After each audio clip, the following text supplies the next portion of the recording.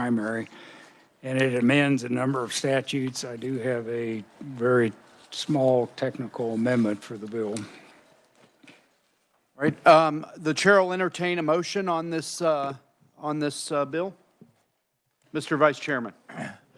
Yes, Mr. Chairman, I move that we pass out House Bill, this is 2447, favorably for passage. All right, got a motion and a second from Representative Chauncey. Is there any discussion? It sounds like we have a technical amendment. Okay, could you hand out the amendment?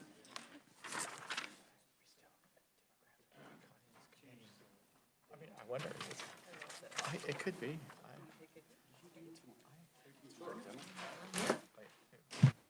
Oh, Haskins, okay, wow.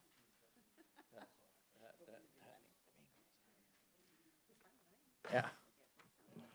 All right, so committee, this amendment, what it does is it changes that date from the 10th day to the 15th day per the suggestion of several of conferee when we had the hearing. Is there a second on the motion to amend? Second from Representative Wilborn. Is there any discussion on the amendment?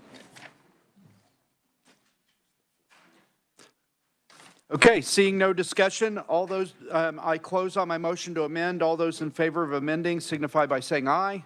Aye. All opposed, nay. Okay, the ayes appear to have it. The ayes do have it. We're back on the bill. Is there any more discussion on the bill? Okay, seeing none, Mr. Vice Chairman, do you wish to renew your motion as amended? Yes, Mr. Chairman, I move that we pass House Bill 2447 as amended, favorably for passage. You've heard the motion from the Vice Chairman. All those in favor signify by saying aye. Aye. All opposed, nay. That may be a first in this committee. All right, the ayes appear to have it. The ayes do have it. The bill will be recommended favorably for passage. The other bill that I would like to try to do before we get to hearings is House Bill 2451. Mr. Revisor, could you give us a rundown on that bill? Mr. Chairman, members of the committee, this bill expands a statute that now provides that public assets of the government cannot be used, public funds or public vehicles, machinery, equipment, and so on. Currently applies to state government and or municipalities, forbids them from expressly advocating the nomination, election, or a defeat of a clearly identified candidate. What this bill does is expands that to be a promotion or opposing adoption or repeal of any provision of the Constitution or a ballot question. Right, are there any questions for the revisor on what the bill does? Okay, seeing none, the chair will entertain a motion on this bill. Mr. Vice Chairman. Mr. Chairman, I move that we pass House Bill 2451 favorably for passage. I have a motion. Is there a second? Second from Representative Brunk. All right, is there any discussion? Representative Williams. Thank you, Mr. Chair. Did you want to go first? You're good. I actually have two amendments. I'll do them in what order you prefer. Since I only vaguely know what each one says, I will let you pick. Okay.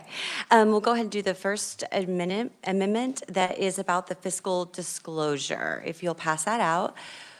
While Mike is passing out the fiscal disclosure, it's this one. Yeah. Okay. This amendment, its intent is to have fiscal disclosure. So if you were to take out a loan at a bank, you would be required to have certain lending requirements disclosed to you.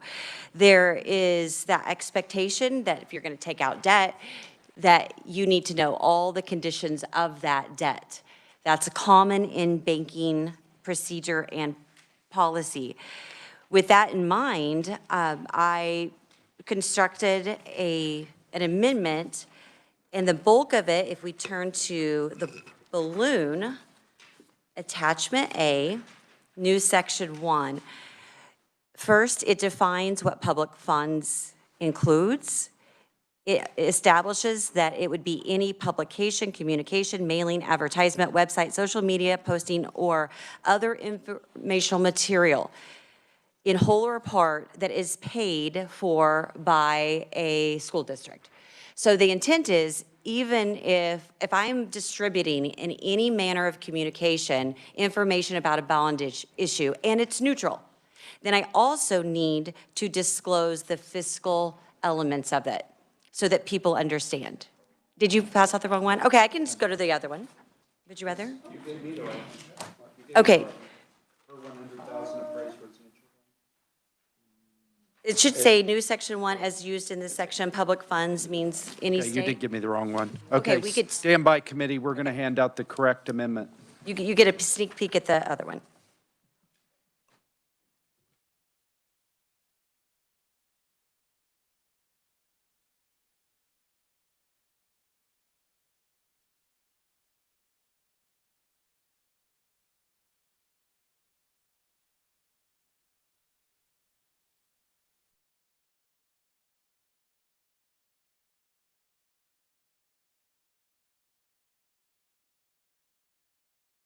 Okay, please continue, Representative. Sorry to interrupt. Absolutely. All right, so again, it's back to the idea of fiscal disclosure. Even if you're providing just neutral information, it's important to make sure that your constituency understands the impact. So what do you need to include with fiscal disclosure? Just basically the same elements that you would do if you were taking out a loan.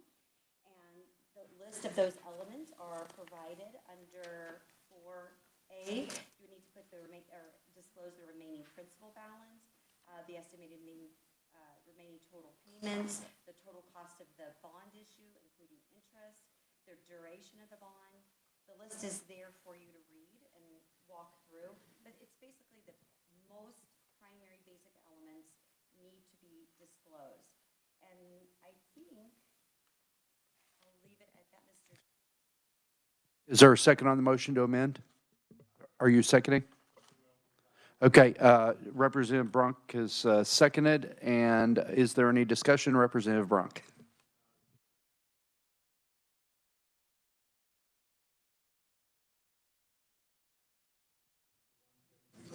It's the one with the longer section A, or attachment A. Attachment A on the back.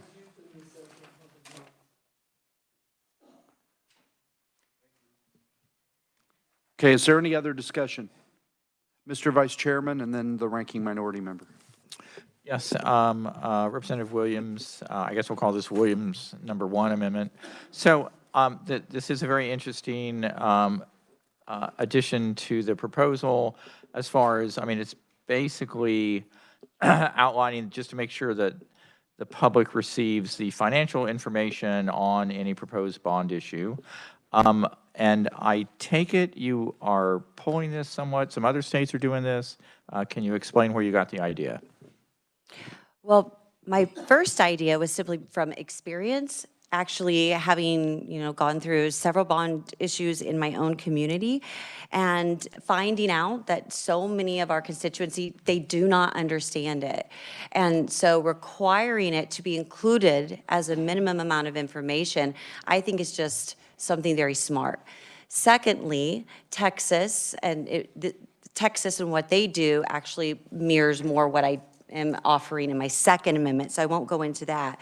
But I will give you a specific reason. Item D on the attachment says, a publication funded with public funds shall not state or imply that a proposed bond issue will not raise taxes or not increase property taxes based solely on mill levy calculations unless the publication also includes, and it gives a list. Because we all know historically what happens is the materials will say no mill increase. And even if a mill does not increase, it stays the same, it's 48 mills.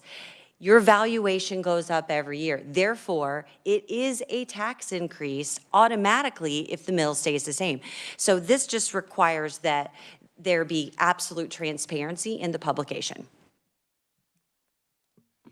I would just add to that, that frequently schools say, oh, this won't increase your taxes because as soon as one bond expires, they want another bond. So they get this rolling bond thing, and what they're not disclosing is that your taxes would go down if you didn't do the bond. So, Mr. Ranking Minority Member, you had a question or comment? Yes, thank you, Mr. Chair. And Representative, this is very targeted towards bond issues, but I thought the bill was more than just school bonds and any other related. How is this applicable to any other type of issue that would be covered by this by this bill? Our revisor can correct me if I'm wrong, but I think it's pointed to any public funds, any type of bond that would be taken out. And I would defer to Mike. Mr. Revisor, you want to comment on that? If you look at the proposed amendment, it defines public funds in subsection A, then B, any publication, so on, social media posting concerning a proposed bond issue that is paid whole and in part to public funds, and so forth. I believe it is directed mainly at, or primarily at bond issues. Mr. Yes, go ahead. I appreciate the clarification, and just for the good of the order here, the bill also, line 10, includes public funds or public vehicles, machinery, equipment, or supplies of any such governmental agency, and et cetera. Again, this is only going to be tied to the public funds section, defining that. Is that correct? We're not going to go ask them to list the vehicles and everything else that they're using in reference to this? And that question was for representative or for the revisor. I just want to make sure that this is straight up public funds, and it says that. Thank you, Mr. Chair. The intention of this amendment is only for bond issues, for any type. It could be a school, it could be a community center, but if there is, I would say if there's any word or element of it that would open up the window for any other aspect, I would ask it to be, repaired, if you will, corrected. Thank you, Mr. Chair. Thank you, Representative. Is there any more discussion on the amendment? Okay, Representative Brunk. Assuming I'm on the right amendment, attachment A, if you scroll down here to A and B underneath item 7, the estimated annual cost per $100,000 of appraised residential property, you want that disclosed. So if your taxes may go up $8.12 for every $100,000, but then also you want a disclosure for the estimated annual cost for a medium valued home within the taxing jurisdiction. That's two different disclosures. I looked at that and I thought somebody's looking at that, they may be confused a little bit. Sure, and being a realtor, you might be able to, that might be confusing to perhaps someone and maybe overkill, but what I was trying to attempt to do is ensure they had the most information possible so that if they didn't understand it in one particular way, they could have a different perspective, but would certainly entertain a friendly revision. Typically, you see those things in cost per $100,000 for the evaluation of your home, because that's an easy calculation. So somebody's going to have to figure out, it wouldn't be hard, but you have to figure out what the median valuation is within the taxing jurisdiction, but somebody's going to have to stop and figure that out. And again, you have two different statements about what it's might cost somebody. So not overkill, but maybe just a tad. Okay, Representative Bergkamp. Thank you, Chair. I appreciate the intent behind this and the information required. I guess my only concern maybe is the amount of space it might take up on the flyer or mailer.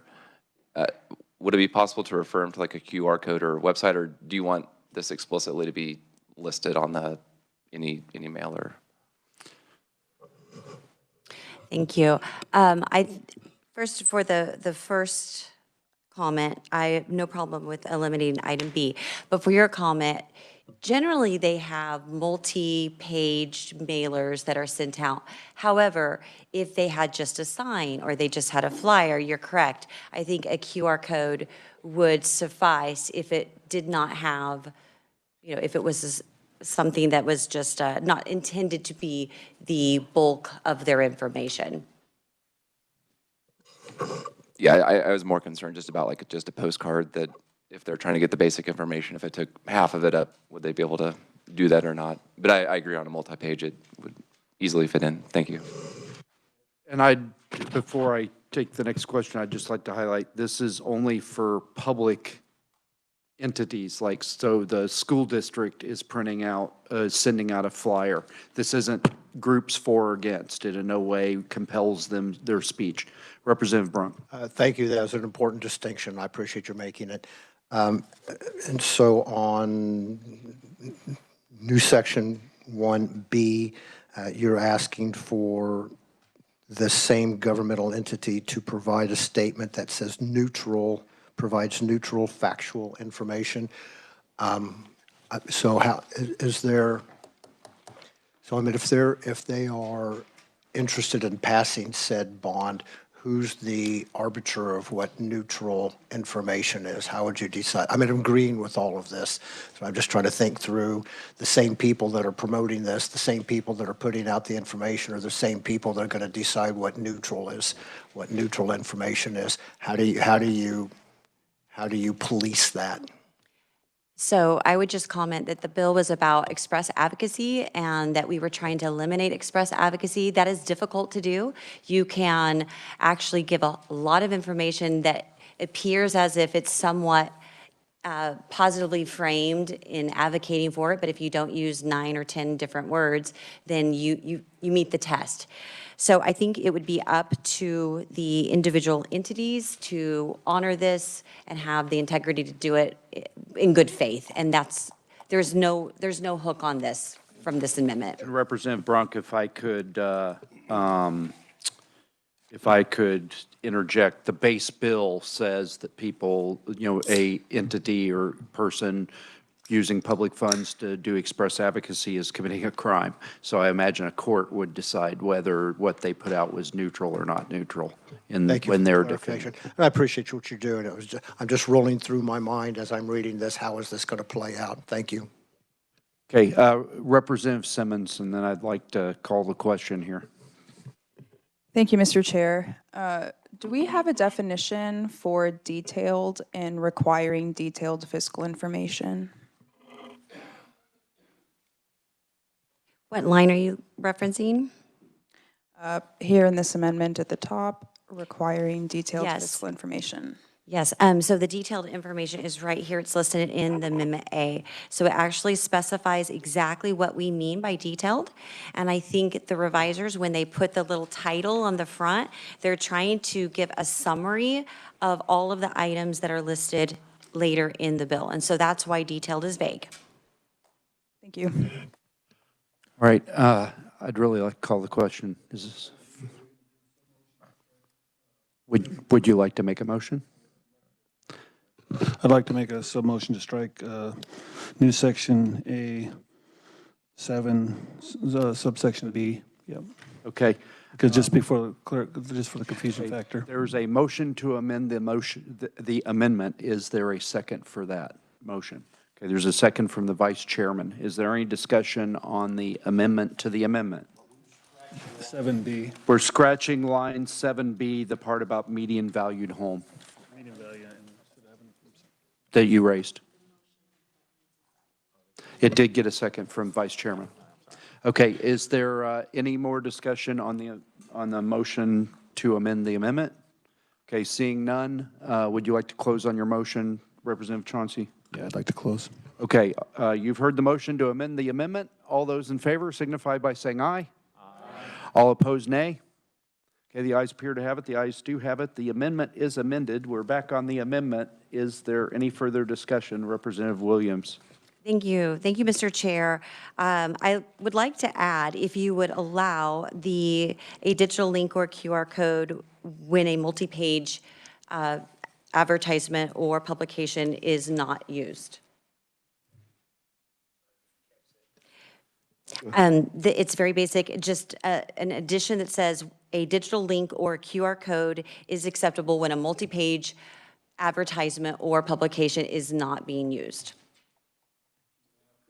Or a digital link, so for example, if it were online, when a multi-page publication or advertisement is not used.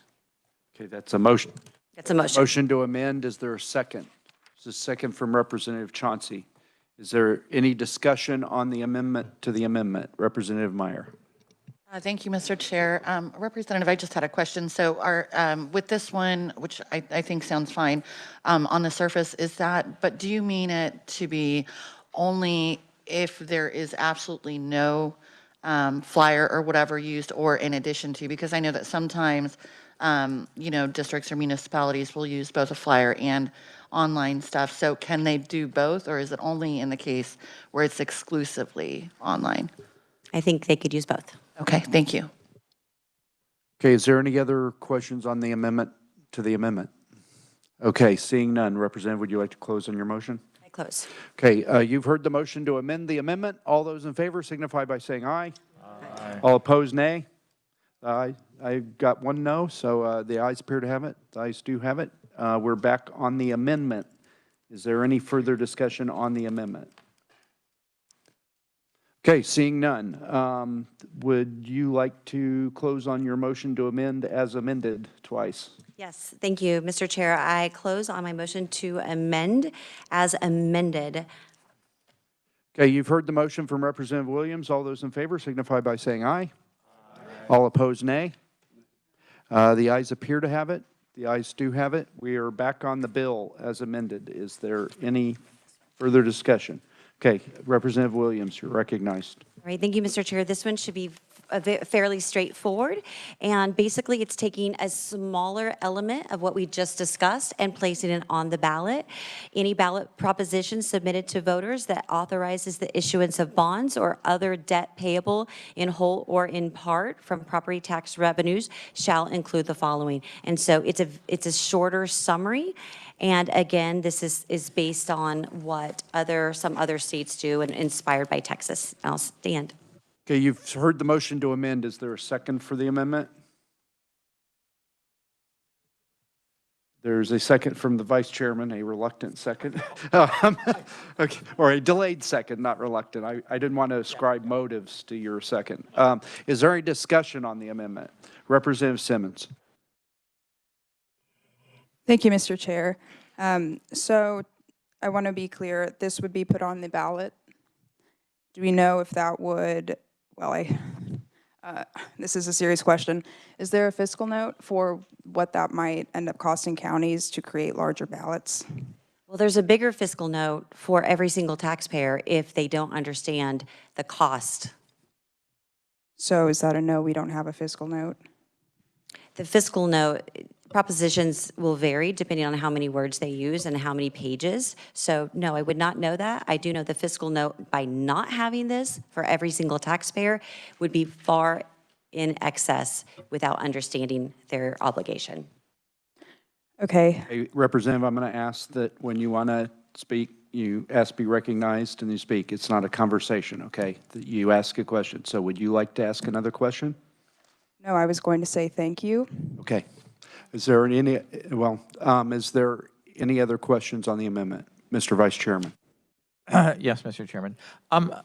Memory serves me that there is some sort of, isn't there something already in statute that when there's something on the ballot that's a financial bond issue, that there's some official language that has to be used? Mr. Revisor, would you like to take a shot at that? There is a statute. It's KSA 10-120A.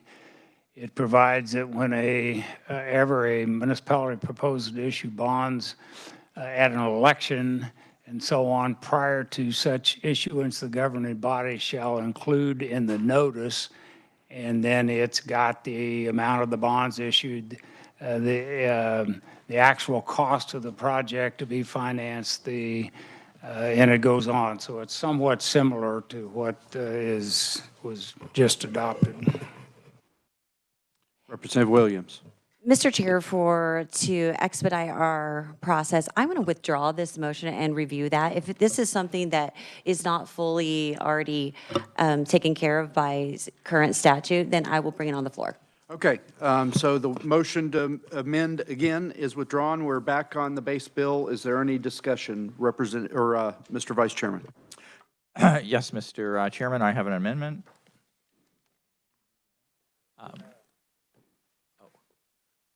Okay, while the revisor is handing it out. I think we have it ready to go. Yeah, okay. Okay, while the revisor is handing it out, please describe your amendment. Yes, yes, that's, okay. A couple points of clarification. A minor one is at the bottom on page, or on line 34, where it talks about that municipalities cannot cause anything to be distributed within a building unless, for a candidate, unless both candidates can do so. This would also make it on a ballot issue, that where you can do something if both, if it's like an open forum, as it would be, that both sides of the issue are free to do it. The major change, of course, is on Part 4, where it was the part that was about the officer employees of the state. As far as their speech, it seemed to cause a lot of confusion and wasn't really the main gist of the entire measure, so it just seemed better to strike it. We inserted in Part G language, this is kind of used in the state of South Dakota, which is nothing in this section shall be interpreted to limit the freedom of speech of any officer or employee of the state of Kansas or any municipality who is speaking in the officer's or employee's personal capacity. This section does not prohibit the state, its agencies, or the governing body of any municipality from presenting factual information solely for the purpose of educating voters on a ballot question, which is frankly also in line with what a prior Attorney General's opinion had indicated. But I think this clarifies the intent to be more focused on the advertising aspect, that it should not be used with public funds, and to take the focus off of the individual speech of city or district employees. Okay, is there any discussion, or I'm sorry, before that, is there a second for the motion to amend? Second from Representative Sutton. Committee, as I read this amendment in that last block there, I believe it's supposed to say it's agencies or the governing body of, not if. So if it's okay, we'll forego a vote on changing the vowel from an I to an O. Is there any objection to that? Okay, seeing none. The second is fine with changing an I to an O. Okay, is there any discussion on the amendment? Mr. Ranking Minority Member. Thank you, Mr. Chair, and I want to thank the Vice Chair he brought this amendment to me before he even submitted it, and I reviewed it, and I felt like it did meet the concerns, and so I just want to offer that comment up to the group. Is there any other discussion on the bill? Or I'm sorry, on the amendment? Okay, seeing none. Mr. Vice Chairman, would you like to renew your motion to amend? Yes, I would therefore put to the committee to pass House Bill 2451. Oh, I'm sorry, I'm sorry, thank you. I'm sorry, I said renew. Yes, did I say I close? Okay, you've heard the motion from the Vice Chairman to amend. All those in favor signify by saying aye. All opposed, nay. The ayes appear to have it.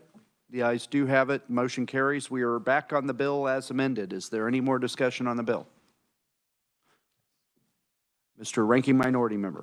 Mr. Chair, I want to thank the reviser. I asked for an amendment, but I'm going to hold on the amendment if the bill gets above the line. Work it at the floor. All right. Is there any more discussion on the bill? Mr. Vice Chairman. Yes. No, I do want to make a final point, about the bill, that actually it just clarifies and codifies what most people in Kansas think is currently the law. It gives it, I think, a little teeth, and it's, plus also, I think there's a real, it incentivizes districts and municipalities to do their utmost to not be using public funds. And again, you have private committees for or against ballot measures. They can totally go free at it, but it puts the focus on where it should be, on the private committees rather than on public entities. So with that, You close on your motion. with that, I close on House Bill, well, I apologize, Renew.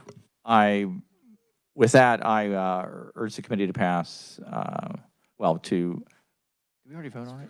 Yeah, House Bill, as amended, House Bill 2451, as amended, favorably for passage. I know it seems like a million years ago when we started this bill. Okay, you've heard the motion from the Vice Chairman to pass HB 2451 favorably for passage.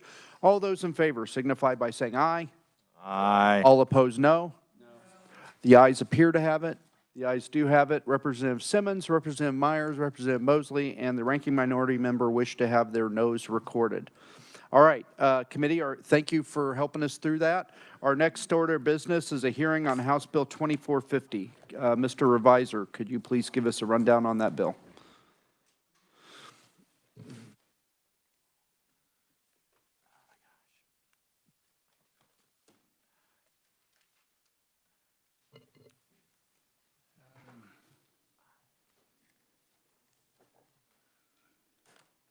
Chairman, members of the committee, this bill provides a exception in terms of when the law that provides for the termination of candidate campaign accounts. And the current law basically provides that if you're not a candidate or you're defeated, and whether there's a primary election or general, then the candidate basically 90 days after those events, after the second general election, has to close the account, and this would provide, this section would not apply if the account has more than $1,000 in liabilities or holds more than $1,000 in balance. So. All right, are there any questions for the revisor on the contents of the bill? Okay, seeing none, thank you very much. I'm going to open proponent testimony, and our first proponent is Representative Esau. I would ask that all the conferees today keep their testimony to 2 minutes, because we've got another bill that's probably going to be much more contentious. So welcome to the committee, Representative. Thank you, and apparently scam found me. I have my phone off, but not my watch. Chairman Proctor, Vice Chairman Wagner, Ranking Member Haskins, and members of the committee, thank you for the opportunity to share my support and thoughts on HB 2450. I believe this change, allowing for an exemption for accounts with cash on hand or debt over $1,000, is a reasonable accommodation. And I'll just say that this has been a conversation with someone close to me for many years. Many years ago, that person actually put in a request to find out how many accounts were just sitting out there with money in them and nobody doing in them, and the number was quite large. So at the time, that person actually considered doing something like this, where you have to close your account after so many election cycles. However, if you have debt, or if you have a significant amount of money sitting there, you may have good reasons to want to keep your account open. You may want to keep staying informed. You may plan to run again for whatever reason that you didn't run before, and it might be more than 2 election cycles. So I think this is a reasonable accommodation for those who have a significant amount. At the same time, if you only have a little bit of money there or a little bit of debt that you could absorb, it's paperwork that somebody's having to deal with every time you file your reports, every time they post it online, if they post it online, which I don't believe it's published. I think you have to do an information to find out what those are. So if we could find a way, whether it's with an amendment, whether it's with a suggestion to the agency that oversees it, so that people could easily go see the dormant accounts separate from the current candidates, I think that would be a very good thing. And I'm happy to stand for any questions that there might be at the appropriate time. Okay, thank you. I'm going to go ahead and have both proponents speak, and then we'll open it up for questions. The next conferee is Representative Brunk. Welcome to the committee, sir. This is the Elections Committee. Glad to have you here. Thank you. For us. I'm amazed that I made it on time. I'm congratulating myself. My testimony is very, very similar. The monies donated to a candidate belong to the candidate to disperse within the appropriate expenditure guidelines. So additionally, then, as has already been articulated, a candidate for office may want to save his or her monies to run again. And so sometimes that opportunity doesn't come up within the existing guidelines. So in my personal case, I left the legislature in 2016, and so it was 10 years before I had an opportunity to come back. I could have run, but I would have been running to get somebody that was already ideologically the same in my own party that I really didn't have any desire to run against. It wasn't necessary. And so that would have, the existing law would have forced me to close my campaign funds out. So in closing, I'll just go straight to the closing. Forcing a candidate to dispose of his or own funds within a forced time frame, I believe, is an unnecessary restriction.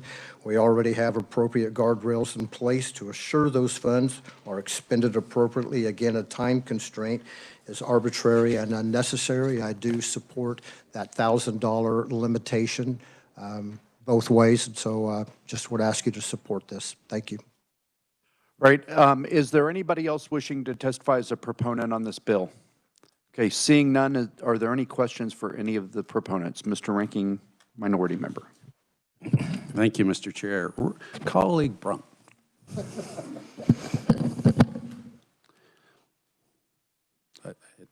Yes, sir. Thank you for your testimony, and thank you for serving and coming back, if you will, to the State House. My question is this. When we handled this bill the last time, there were examples in which former representatives, former senators who have not been in office for almost a decade, every year would still take out thousands of dollars for mileage. And it seemed that they were profiting off of no longer serving. How do you feel about that example? Because your testimony talks about donating to nonprofits and others, but that is a justified expense that we could do currently, is to receive mileage. That's my understanding. That's correct. I never did that. I always, when I would travel to some place, a state, if I would go to the Republican Party state convention, I'd always do that on my own time and my own dime, typically, just because I didn't want to face the criticism of it, and I was funded enough personally that I could absorb those kinds of costs. And so I always stayed away from those kinds of. When I was in office, I would pay myself mileage if I was going to a function. Mr. Chair, one more question. If I did something like that, I don't remember doing it, but typically I stayed away from that kind of. Yeah, this is not an inquisition, or have you come. Just threw that in. I just needed that caveat to be out there. A little asterisk. I don't remember. Yeah, gotcha. But now that you brought it up, and it's nice to hear that you covered it out of your own pocket. But that is something that we should address to make sure that the donations received are no longer being used for personal gain. Should we not how would we address that moving forward? Well, I'd be really interested if you had an amendment to this bill to discuss it in the committee and see where we go with it. Okay, thank you. And just thank you. Are there any other questions for the conferees? Representative Simmons. Thank you, Mr. Chair. Hi. Hi, I really like this bill, but I have a kind of a question in the similar spirit as Representative Haskins. Some people have, $100,000 in their campaign accounts when they decide not to run again. I think this makes a ton of sense for people who have smaller amounts of money, but maybe there's room for us to discuss some kind of guidelines, so that some kind of parameter, so that should you be sitting on $100,000 2 years down the line, you can't say, hey, I think it would be fun to go hang out with my buddies at NCSL, and I'm going to use this money to pay my way. I think this is a great idea. I can see that perhaps becoming a problem down the line, and maybe that's something we should think about. Do you have any thoughts? Not really. And so if you're doing something like that and you're staying engaged in the political realm, it seems like fair game to me to be able to spend that, whether it's NCSL or CSG or ALEC or any one of the other myriad of places that people go to. So existing right now, all residual funds not obligated. I'm reading this off of the Secretary of State's Government Ethics website. All residual funds not obligated for the payment of expenses incurred in the campaign or the holding of the office must be contributed to a charitable organization, a party committee, returned as a refund. You all do that, right? Returned as a refund or paid into the general state fund. And so I suppose anybody that had $100,000 that felt compelled to could put it back into the general state fund. I'll hold my breath on that one. Are there any other questions for the conferee? And I'd thank you very much. Oh, I'm sorry, there's Mr. Vice Chairman. Maybe Miss Representative Esau, would you like to thank you. come up and answer a question? Of course, I remember it was just 2 or 3 years ago that we passed the bill to, was it last year? Okay. To eliminate people's funds. And so at the time, I mean, I think the ranking minority had mentioned that, I mean, there was some data given as to how many accounts are out there. I mean, do you have any update on where you are on that as far as how many accounts are outstanding from former, elected? I do not. That's not something I thought to request. I just recall that there were quite a few back then, so I'm assuming if there were quite a few a year ago that I don't know how much that would have changed. I have not asked. Okay. So I'd like to say a couple things that I think will clarify the conferee's testimony. First, we never had a hearing on that measure. It was stuck on in as an amendment on the floor of the Senate. And so we've never had a hearing on this subject, this bill or the previous measure that was added. And then the second thing is these accounts aren't online. And so there's no way to see them. And I'm a little concerned about that too, that there's all this campaign money out there. So, but Representative Esau. So I should clarify a little bit. I suspect, I would have to go look to double check, and someone could confirm that for us. I think if you knew to look for a district or look for a person, you could find it going in through the Secretary of State's database, but most people tend to go look on the, correct me on what we call them now, the commissions. Public Disclosure Commission. Thank you. on their website, and they tend to just go look there to see who the candidates are, and they don't realize that there are other accounts. And that's where I'm thinking that it would be a little bit more public disclosure for folks, so they would know. All right, is there any further questions for the proponents? Thank you very much. Seeing none, I'm moving to neutral. Is there anybody wishing to speak as neutral on this bill? Seeing none, is there anyone wishing to speak as an opponent? Okay, seeing none for the first time ever, I will close the hearing on House Bill 2450 and open the hearing on House Bill 2491. Mr. Revisor, could you please give me a give us a rundown on this bill?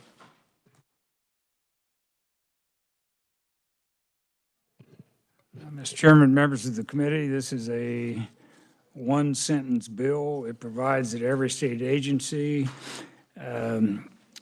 that provides public funds, scholarships, or other public-funded benefits to non-citizens shall report the name and address of each non-citizen on a quarterly basis to the Secretary of State. The state agency, as defined in 753701, is about as broad as it can get, so it includes every state entity. Are there any questions for the revisor on the brief contents of the bill? Okay, seeing none, thank you very much. I'm going to open proponent testimony on this bill, and the first conferee I have listed is Mr. Clay Barker. Welcome to the committee. Thank you, Mr. Chair. Clay Barker, General Counsel for the Kansas Secretary of State. Both the federal and state governments have given the Secretary of State a directive to conduct constant and continual voter roll maintenance. It's a daily process that our agency does along with 105 counties. And in following up on that mission we've been given, we will support any bill that gives us the legal ability to obtain reliable lists of either residents, deceased, felons, citizens, to compare to our voter rolls, to screen them, to see if there's individuals we can flag for follow-up, to see if they should come off the voter rolls. I believe the intent of this bill was to be similar to the Department of Motor Vehicles temporary driver's license bill that this legislature passed last year that seems to be working quite well. We get quarterly reports. We discuss with the other agency how the data should be aligned, and we compare them to our voter rolls. The information we get and all our processing is never made public until somebody does come off the voter rolls. Then you can find out a person was removed because of a reason, but you don't know the basis for the reason. Like if someone was deceased, whether it was an obituary or a death certificate or Social Security death index.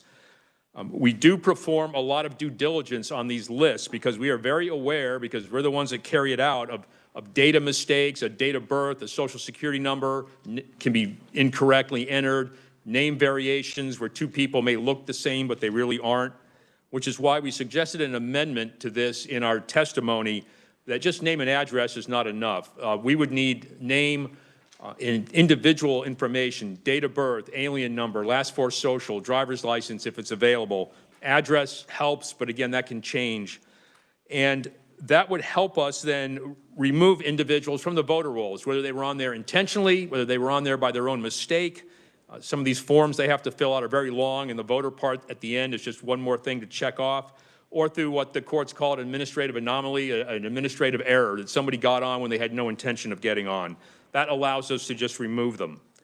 We have no interest in what agency these names came from, what program they applied for or participating in, what benefit they get, or any other status. We just want a list of names to compare to our voter rolls. We believe this lines up with Judge Robinson's advice to the state in the Fish v. Schwab case that said we cannot do documentary proof of citizenship, so we have both increased the initial screening in other ways, improving the form, working with DMV, and also trying to do more and more data comparisons. We have the TDL list, the National SAVE list, which are working. I did a quick check on the SAVE website, and several Kansas agencies, Department of Labor, KDHE, KDOR, and DCF, all have membership with SAVE to verify names for proper immigration status. And I would leave the legislature or the committee with this thought that a large majority of the Kansas population, whether you believe it's rightly or wrongly, believe that citizenship and the voting rolls are an issue, and this would be an appropriate legislative response. And with that, Mr. Chair, I'll stand for questions at the appropriate time.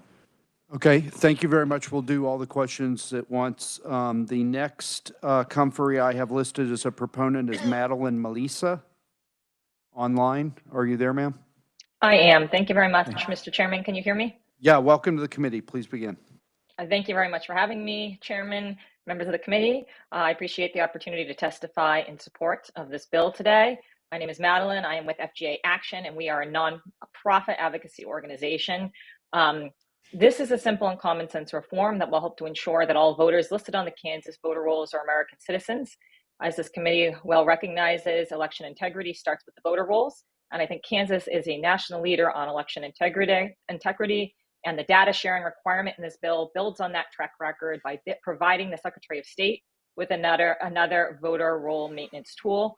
And I just wanted to say, to give you a little bit of perspective, last session, Louisiana enacted a similar non-citizen data sharing reform. It requires monthly reports from state agencies to their Secretary of State for the voter list maintenance purposes. And being an American citizen with the right to vote is a rich and special honor that deserves protection through common sense reforms like this bill. I urge you to support it. Thank you for your time, and I'm happy to stand for questions at the appropriate time. Thank you very much for your testimony. The final conferee I have listed is Jackie Doyer. Are you there? Here. Thank you for joining us. Please begin. Chairman Proctor, members of the committee, thank you for the opportunity to testify today on House Bill 2491. This is an important measure to boost confidence in Kansas elections. My name is Jacqueline Doyer. I've been before this committee before. I am the Legal Policy Director for Honest Elections Project Action. We're a nonprofit dedicated to defending the right of every American to vote in free and honest elections. Section 7 of the National Voter Registration Act requires states to designate certain state offices as voter registration agencies.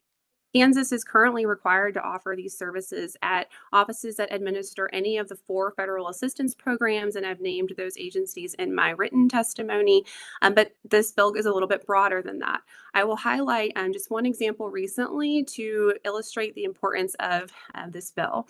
An issue brief released by the Inspector General just last month revealed that over 1 million voter registration packets were sent by the Kansas Department of Health and Environment to persons who did not request them. They're unsolicited. I understand that has to do with the interpretation of the NVRA in the 10th Circuit. But in one instance, it appears that a voter registration packet was mailed to a non-citizen. And because these departments are required to offer voter registration services, and they do offer services to non-citizens, this is a vulnerability when it comes to elections. Kansas has been a leader in safeguarding its elections through data sharing for list maintenance requirements and interstate data sharing agreements. Securing elections starts with the first step in the process, which is voter registration. This bill is yet another way to further that goal. For these reasons, I strongly urge this committee to advance this bill, and I stand for questions at the appropriate time. Okay, thank you, all the proponents. Is there anyone else wishing to speak as a proponent on this bill? Okay, seeing none, I'll open questions for proponents. Representative Mosley and then Representative Hellwig. Mr. Barker. Thank you, Mr. Chairman. It's great to see you this Thursday. I'm old enough to remember when Secretary Kobach did a lot of investigation to try to find voter fraud. Do you have a number of how many instances we've had undocumented people register and then also complete a ballot in this state? How many undocumented people are registered to vote and have completed a document and have completed? Representative, I can tell you right now, 2 have been indicted. A third is, I've been told by the Attorney General, will be indicted soon. And low double digits are being looked at closely. That doesn't mean we suspect them of being a non-citizen, but it means the data is not clear, and we're following up on those individually. Mr. Chairman, may I ask a follow-up question? I want to interject. She asked about undocumented. Those folks were all legal residents of the United States, but non-citizens, correct? Correct, Mr. Chair. I apologize. Not eligible to vote. How about that? Okay. Representative, you may ask another question. And my second question is, considering the climate that we're living in today, do you feel that that for 3 people, possibly 3 people to vote, like voting, which I want fair elections. I don't think that was enough numbers to sway an election. For those 3 possible 3 individuals that you guys are looking at closely, that we should be essentially creating a registry that would put non-citizens and possibly undocumented people. Well, I guess we don't give undocumented people licenses in the state, non-residents. Do you think a registry that will have non-residents on it in the climate that we live in today is the risk of possibly 3 people who may not have voted illegally? Do you think that we should have a registry that could potentially put our non-citizen neighbors at risk? Well, Representative, it's not a registry. It's a report we get every quarter. We compare it and then dispose of it and only follow up with names that are on both lists, so a non-citizen's name who also appears on the voter rolls. And it's like I said, it's not public. We never release this information, no matter how many Cora requests we get. We just flat out turn them all down. And you only find out if a person is actually removed from the voter rolls. I think I have already asked the amount of questions that I have, so I will save it. Representative Hellwig. Thank you, Mr. Chair. My question is actually for Madeline, if she's available. So, I am. My question is, you said there was another state that's already currently doing this, having their agencies report non-citizens. I guess they would have programs too, like SNAP, et cetera. Are they finding any legal reasons not to be able to report that to the Secretary of their state? Mr. Chairman, Representative, no, this bill just passed last session. It was Louisiana, and all of their state agencies are now required to send these monthly reports to their Secretary of State, and that bill was enacted last session. Thank you. Right, I'm going to take chairman's prerogative here since I've already got Madeline online here. So I think it was you that said that there were instances of non-citizens being sent voter registration forms by these agencies. Could you elaborate on what law requires these agencies to ask people if they want to register to vote? And what the requirements are? Yeah, Mr. Chairman, it was actually another witness, but it's the NVRA, the motor voter, and it is required that all agencies provide an opportunity for people to register to vote. I don't have the specific instances. It was another witness, I think, that actually provided that example. I would direct the committee's attention to a hearing of the Government Oversight Committee that we had that was chaired by our colleague here on the committee that discussed this topic in detail, and it was a little concerning. Mr. Ranking Minority Member. Thank you, Mr. Chair. Deputy Secretary. Always good to see you, Clay. All right, so I've read your testimony. I understand that the Fish versus Schwab allows us to share data and be proactive, but this looks like a administrative nightmare to manage and to protect the data because sources are coming from all over the place. Explain to me or give an answer of how are you going to manage this and ensure citizens and non-citizens data is not leaked, that the integrity stays? How do you do that? Well, first of all, Representative, it would only be non-citizens is the only group that would be reported to us. And we would have a MOU, a memorandum of understanding with each. It could be the governor's office brings all the names together and sends one report, or each agency does it separately. We'd have memorandum of understanding that lines up the data, the security, the confidentiality before data's moved. That's what we do with DMV and other sources. And then we have our own internal process of comparing the data. And again, it's like a filter that every level you go down, the filter gets tighter and tighter until you only have a few individuals that you follow up individually.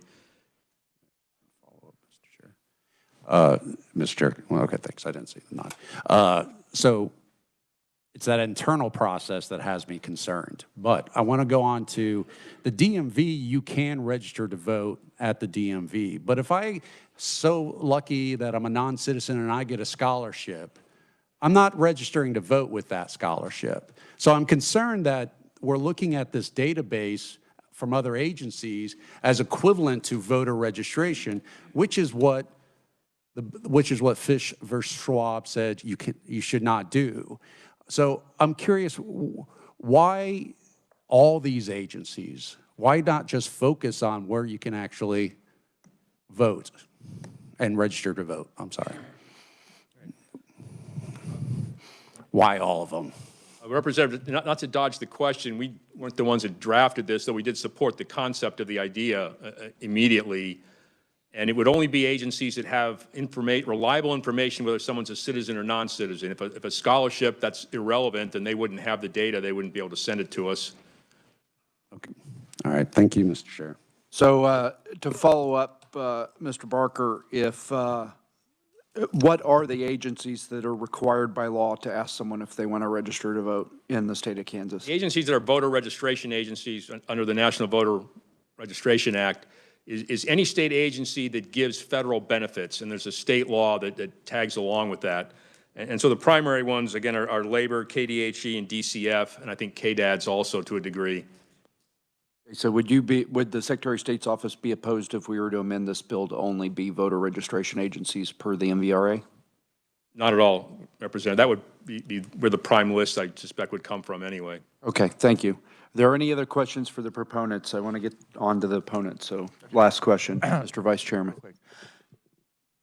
It is a fact. I recalled your testimony from a year ago that when we did the temporary driver's license, you folks had ran sort of a basic comparison, and I was thinking it was like 150, 200 names that you came up with as being potential matches from just that list. Is that not correct? That's Correct, Mr. Vice Chair. And again, that's as we work the list down, the number gets smaller and smaller, often because there's just anomalies in the data. We're not sure if two people are the same person or just similar, and we have to follow up. And the smaller the number, the more time it takes to go through each one at almost a granular level. And then if we get enough data, we could either remove them if we truly believe it's innocent mistake or refer it to the Attorney General. So if it doesn't, I know I said it was the last question, but now you've got me thinking. Those three that I don't, if you can't answer this because it's an ongoing case, I understand, but those three folks, how did you identify that they were non-citizens? The three folks that are about to be indicted or have been indicted? The most well-known is the Coldwater mayor. He was flagged by SAVE but turned himself in when he realized he was about to be investigated. The second one came from SAVE and the TDL list, and the third, I actually don't know what the source was for that, but so we provided it to the Attorney General. So at least in one of these cases, that driver's license list was helpful in identifying a non-citizen voting? Yes. Okay, allegedly. Okay. All right, thank you to all the proponents. We're going to move on to neutral testimony. Are there any neutrals wishing to testify? Anybody wishing to testify as neutral? Okay, seeing none, I'll move on to opponents. Again, 2 minutes per conferee, please. Our first conferee is Logan DeMond.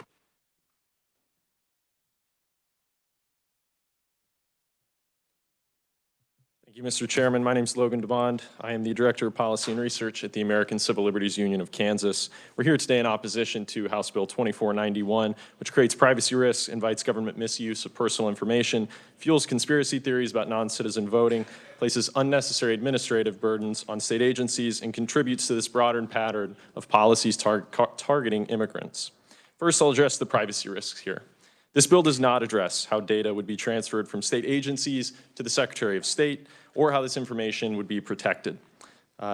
These lists create serious concerns about the risk of exposure through serious data breaches. Moreover, compiling a list of already vulnerable citizens poses serious threats to their safety. Even when they're created for informational purposes, they often become tools for enforcement or for public shaming. Once compiled, they risk ending up in the hands of bad actors. They may be subject to open records requests, internal misuse, or future policy changes that expand their use. Kansas should absolutely not be in the business of creating infrastructure that can be weaponized against vulnerable residents. Second, I'll refer to my written testimony. You'll see that I referenced the cross-check lawsuit. We've seen this story play out once before when then Secretary of State Chris Kobach's office used the cross-check software. Let's not make those same mistakes again. This legislation ignores historical precedent, providing no assurance that precautions will be taken. This bill would be used to identify non-citizens, posing not only threats to privacy and security, but also the threat of misidentifying and potentially removing eligible voters from the voter rolls. And finally, I'd like to address that this is just part of a broader pattern targeting immigrants.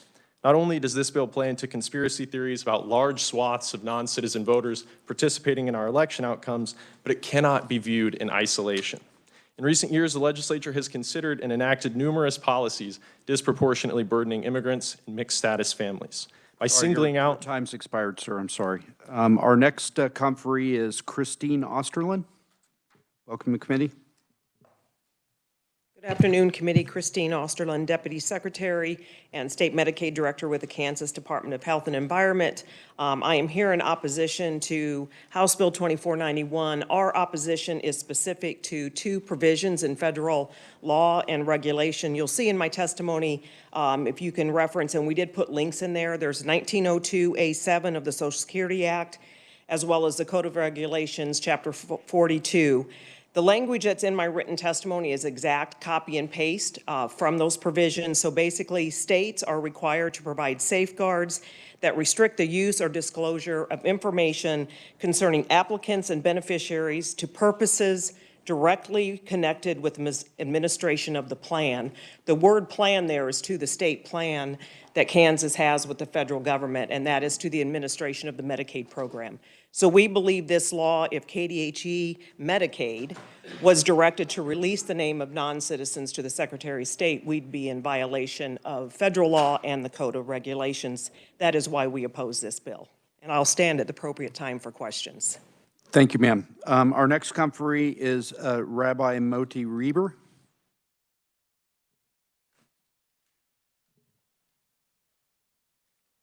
Thank you, Mr. Chairman and members of the committee. Rabbi Moti Reber, Kansas Interfaith Action. I'm going to start, my testimony on this is similar to the testimony I gave on the driver's license bill, which I'll start by saying, statistically speaking, there is no non-citizen voting in Kansas. You got 3 cases, you got a mayor in Coldwater, there's a lot of, and there's, despite the fact that there's think tanks and think tanks, there is no statistical significant non-citizen voting. Talk about waste, fraud, and abuse. History has told us, given, and I'm going to focus on the point that Mr. DeMond and Representative Mosley said, we are in a very dark period related to our immigrant population. There's a mania around making sure that people are picked up, and not only not undocumented immigrants, but even immigrants who have TPS or other legal status. Providing lists of immigrants who are receiving public assistance opens them up to data leaks, subpoenas by immigration enforcement. There's a number of different kind of bad case scenarios here. We also would be afraid that people would not apply for assistance that they are entitled to as legal immigrants because they're afraid of getting either them or their family members exposed to immigration enforcement. There's no way of knowing how this data will be used, who will have access to it. What happens if the legislature forces the Secretary of State to send it to the federal government? That's not something that's unheard of. You're asking personal details, and it's an affront to the human dignity of our immigrant neighbors. Time's expired. Thank you for your testimony. Our final conferee is Alejandro Rangel Lopez. I'm sorry if I butchered your name, sir. You got it right. Howdy, Chair Proctor and members of the committee. Thank you for the opportunity to provide testimony today. My name is Alejandro Rangel Lopez from Dodge City, and I'm speaking to you today as a campaign manager for New Frontiers. We're a project, a Southwest Kansas project of the nonpartisan nonprofit organization Loud Civic Action. Our mission is to empower young Southwest Kansas with to build power through the values of dignity, belonging, and freedom. I'm here today to urge you to oppose the passage of HB 2491, as it might result in the needless surveillance of non-citizen Kansans and could advance the false premise that undocumented Kansans receive public benefits of any kind or are voting en masse. This is dangerous rhetoric that continues to villainize hardworking immigrant Kansans seeking to uplift their families and the communities they call home. My first point is a note on procedure. The lack of language in this bill regarding how this data will be stored and used leaves us little to debate. I did policy debate at Dodge City High School for about 7 years ago. We were known as the squirrel case school because we always had cases that were very niche and hard to research. A squirrel. It made the other schools mad because we had no materials or evidence. They had no materials or evidence to argue against our case with. I didn't get why it was unfair or mean to them at the time, but I do now. If you come to a debate, you expect to have as much information available to you so you can make accurate and informed arguments. And on your end, make accurate and informed decisions when voting on legislation. If we want to have honest, open consideration of legislation, Kansans deserve to have all the information to prepare testimony. My second point is, while not explicitly stated, the premise of this bill may assume that the state will find evidence of undocumented folks receiving public benefits, which is simply not possible. You can look at my testimony for that. My third and final point that I want to speak on today is based around the facts when it comes to public benefits usage. Non-citizen immigrants utilize social programs at lower rates than U.S. citizens. So, when you remove any differences aside from immigration status, native-born immigrants and native-born U.S. citizens, immigrants use public benefits at much lower rates than people born here. And when they do sign up, it's for their U.S. citizen children. Your time's expired, sir. Your time's expired, sir. Are there any questions for the opponents?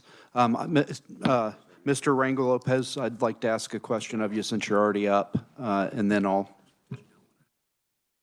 I'm sorry, before I ask a question, are there any other, does anyone else wish to speak as an opponent?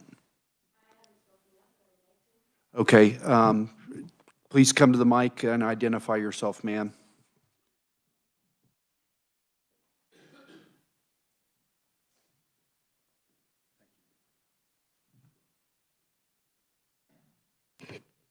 My name is Ellen Johnson, and I oppose this legislation for a very simple reason. This does not improve transparency in the state of Kansas. It costs us a lot of money, and it doesn't secure elections because non-citizens can vote in some elections. We haven't passed that law yet. So to remove non-citizens from voter rolls when they are lawfully present is illegal. Thus, the intent of this law removing non-citizens from voting rolls is in fact a criminal intent. And this action will intimidate and harass non-citizens receiving public benefits in Kansas. Most, if not all, if not every single one, non-citizen in Kansas receiving public benefits is here lawfully, and almost all refugees and asylees fleeing rape, war, bombs, murder, torture, enslavement in the United States and in the state of Kansas for the first 5 years received benefits through the Office of Refugee Resettlement. These people are already afraid. And when we have ICE agents arresting people at their green card hearing, this cannot be viewed as anything other than harassment when non-citizens can in fact illegally vote. Legally vote.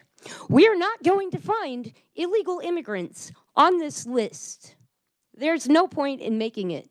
It costs us a lot of money, and it is wrong. Thank you. Okay, thank you for your testimony. I try to, you're good, thank you. Could you please, at your convenience, submit your comments written to our committee assistant so we have a record that you testified before the committee? Thank you. So is there anybody else wishing to speak as an opponent? Okay, seeing none. So I always try whenever we're in a committee hearing, because this is recorded for all posterity, to correct anything that is inaccurate that's said in this committee room. It is not legal for a non-citizen to vote in the state of Kansas. We are strengthening that provision right now in the it's not exactly illegal either, because our Constitution says every citizen, not only citizens. We have a constitutional amendment that will make it crystal clear only citizens may vote. But there's tons of there's a case, 100-year-old case that says that you're not a qualified elector if you're not a citizen of the United States. So I hate for things to get out of the committee room and people quote them. So I wanted to correct the record on that. Okay, so are there any questions for the opponents? I would like to ask the first question of Mr. Rangel Lopez. Sir. So you said in your testimony, and please correct me if I misheard you, that this would perpetuate the misconception or the myth that undocumented people get benefits in the state of Kansas. Was that your testimony? No, Chair. My exact wording was, it could advance the false premise that undocumented immigrants receive public benefits of any kind or on voting in mass. Yes. Okay, so are you aware of a program called SOBRA? SOBRA is a program under which illegal immigrants can get Medicaid benefits if they are having a baby or in a life-threatening condition. Yes, I'm in the middle of a question. So that would be an illegal immigrant getting a public benefit, wouldn't it? I am not informed enough about this program to talk about it knowledgeably right now. Okay, thank you. Are there any other questions? I had Representative Mosley, Representative Simmons, and then Representative Meyer. Or did you not have a question? I apologize. So Representative Mosley, you're recognized. Thank you, Mr. Chairman. My question is for Rabbi Modi. Rabbi Reber, Modi Reber. Okay. How are you doing today? Oh, I'm blessed. I know we're here, right? So my question for you, I'm a little tired today, but my question for you is, when you start to see things like this, my spidey sense starts to go off. Can you give me an example of times in our history, either here or abroad, that registries were used and how this bill is similar or dissimilar from that? Okay, so history. I think Japanese internment would be an example. I think, I don't know the details of this, but I presume that Native Americans were forced to register. I certainly know in Europe during the war period, Jews and other minorities were forced to register.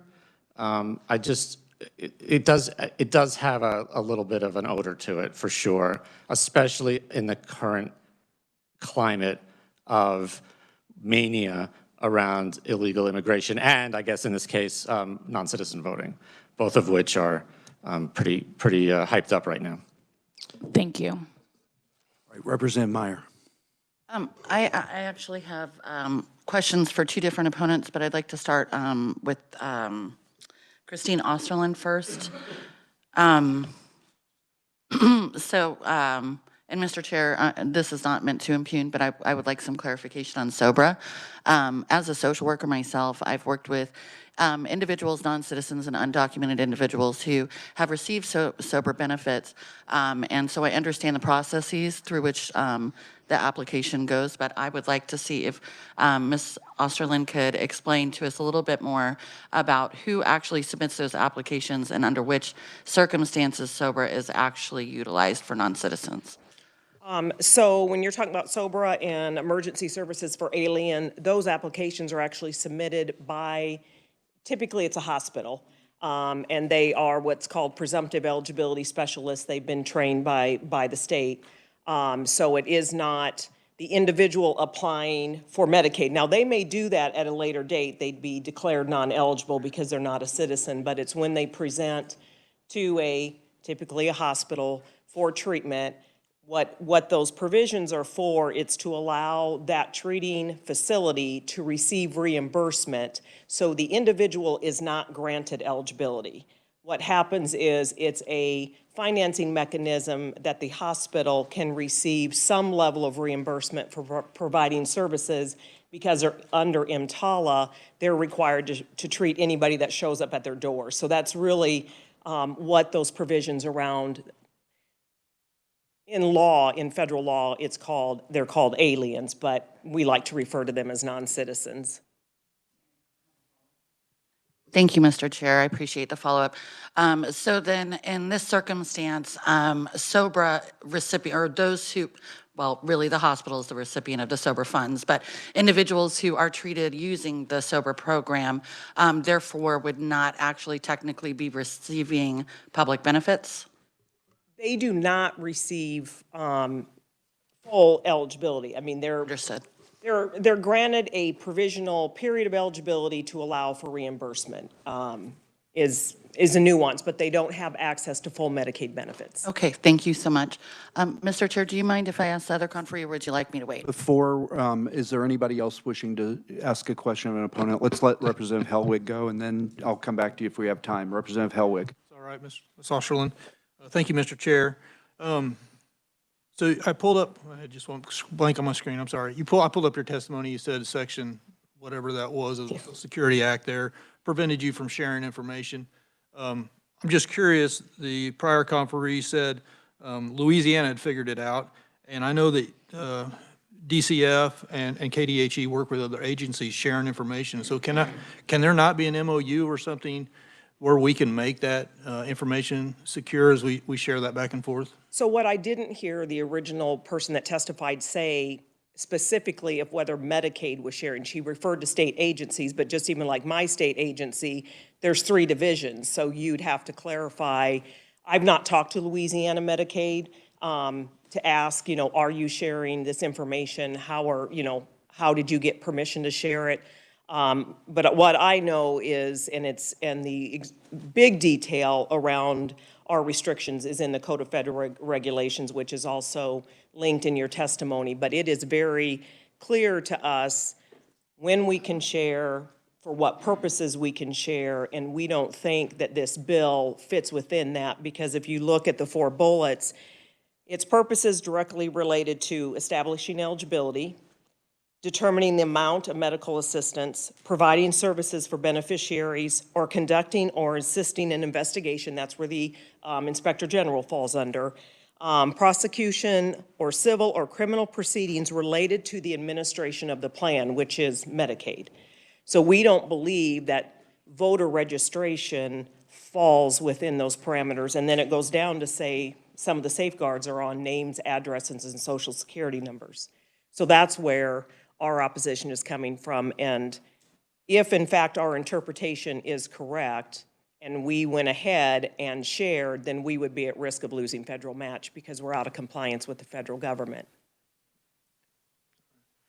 Okay, I appreciate that answer. I just, if you would, I would like to see what Louisiana is doing on that, because as part of KDHE, you offer voter registration if they ask for it. So I believe that part of your program of Medicaid. So Yes, I we're would by think there would federal be law some way required to. and we'll get that in the discussion of the bill, but thank you.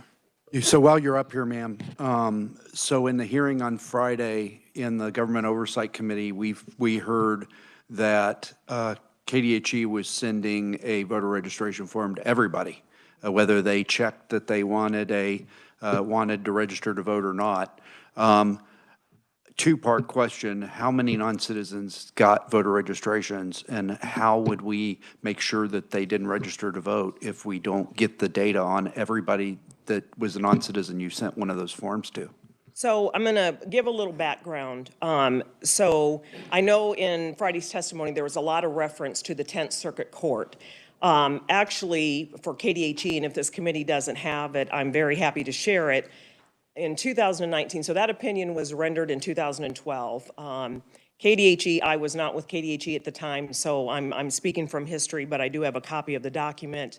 Of what I know is that KDHE, there was a threat of a lawsuit around noncompliance with that 10th Circuit Court of Appeal.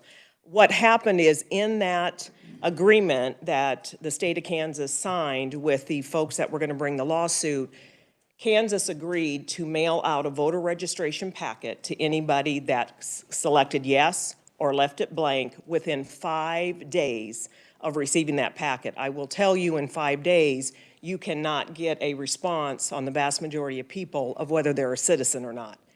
And so the MOU, or the agreement that Kansas entered into in an effort to avoid the lawsuit, that's what they agreed to. They also agreed to send it to any change of address request. And that provision in the MOU didn't even require KDHE to ask the question whether you wanted a voter registration packet or not. It just said you will send one.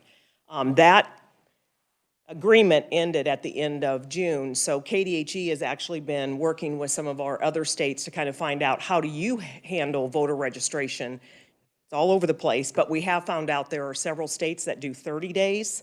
And that's what we're looking at changing, since we're no longer under this, ours to 30 days, which would give us more time to check information on the person, get a response back. It would also help avoid the duplicates. I know that was part of no, that's not part of this bill, but it would also help us with duplicates, because you'd be sending it once every 30 days. So if someone did multiple applications or did an application and change of address, you could send one voter registration card out.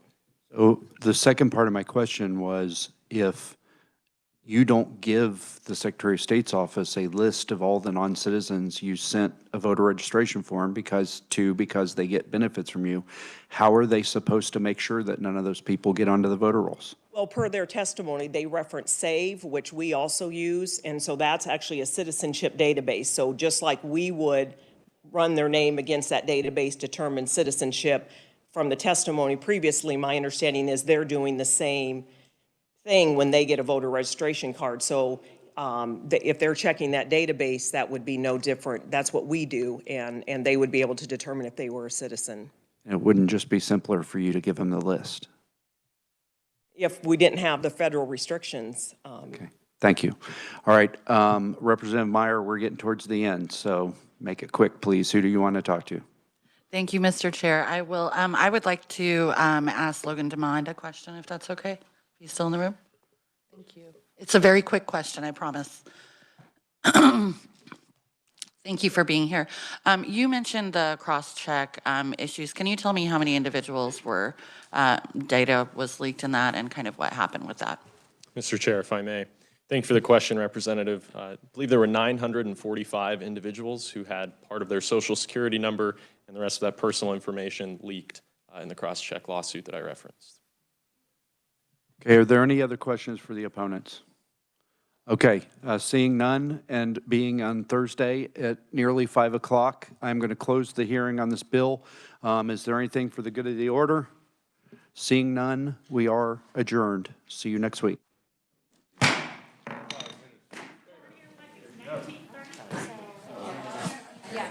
gentlemen.